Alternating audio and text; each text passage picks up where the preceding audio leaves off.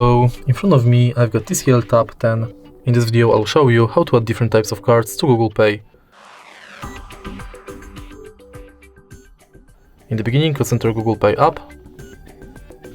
Tap blue button at the bottom of the screen and focus on loyalty card, gift card and public transport. First, let's enter loyalty and select loyalty card you would like to add. For example, Costa Cafe.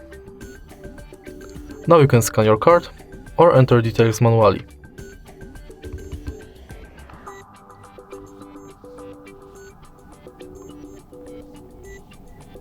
Let's go back, and this time let's select gift card, which is pretty similar to loyalty card because you have to select a shop, enter card number, PIN, balance, your notes and tap save.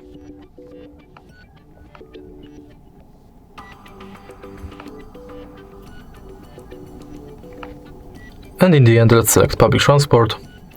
If you are able to find your public transport selected, you'll be redirected to a website where you have to finish the inside form. All of your cards will appear right here.